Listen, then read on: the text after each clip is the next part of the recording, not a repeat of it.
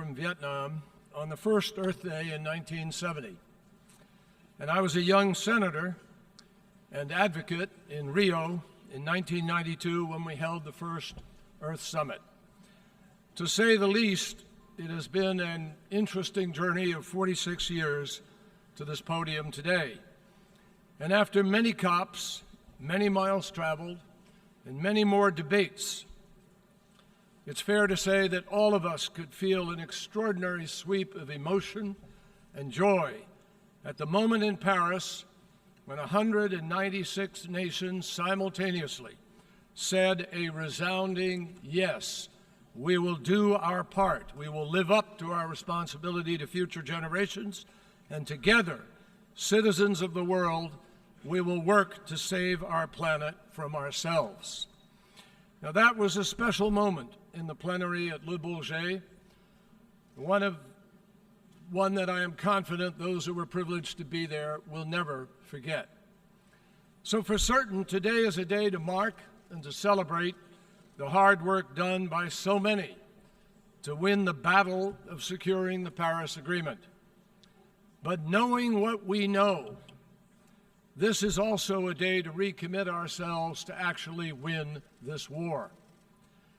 Paris was a turning point in the fight against climate change. Paris marked the moment when the world finally decided to heed the ever-rising mountain of evidence that had been piling up for years. It marked the moment that we put to rest once and for all the debate over whether climate change is real, and began instead to galvanize our focus on how, as a global community, we are going to address the irrefutable reality that nature is changing at an increasingly rapid pace due to our own choices. For sure, the agreement that we reached in Paris is the strongest, most ambitious global climate pact ever negotiated. But the power of this agreement is not that it, in and of itself, guarantees that we will actually hold the increase of temperature to the target of 1.5 degrees or 2 degrees centigrade. In fact, it does not, and we know that. We acknowledge it. The power of this agreement is the opportunity that it creates. The power is the message that it sends to the marketplace. It is the unmistakable signal that innovation, entrepreneurial activity, the allocation of capital, the decisions that governments make, all of this is what we now know definitively is what is going to define the new energy future, a future that is already being defined, but even yet to be discovered.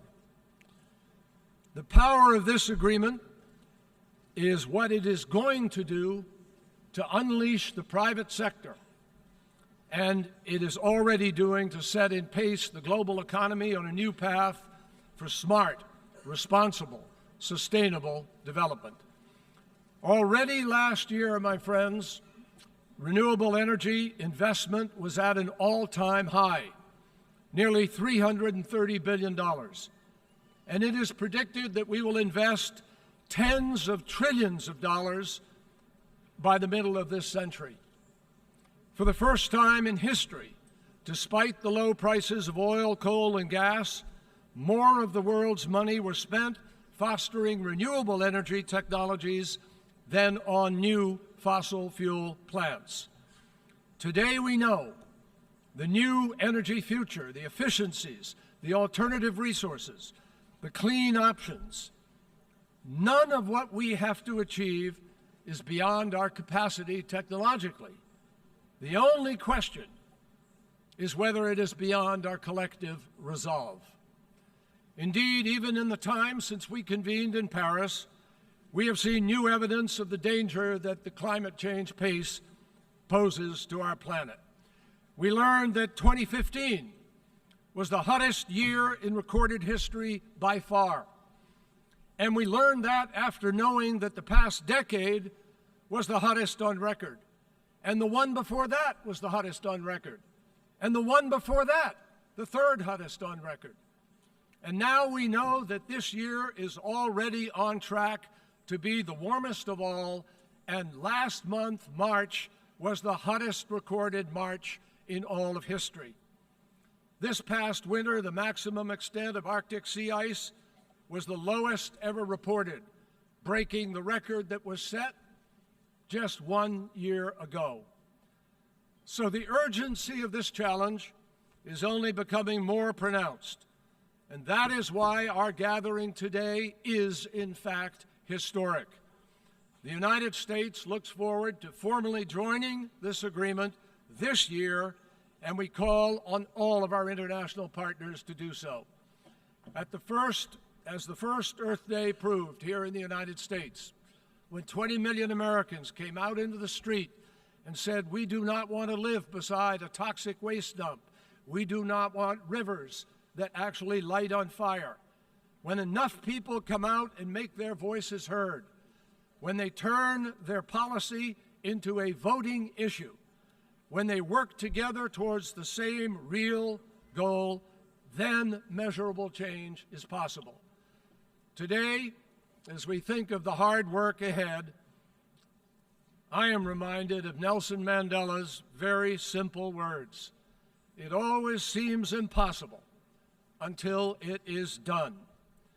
And while it isn't done yet, today we are on the march. And for our children and our grandchildren, we are living up to President Kennedy's inaugural admonition that here on earth, God's work must truly be our own. Thank you.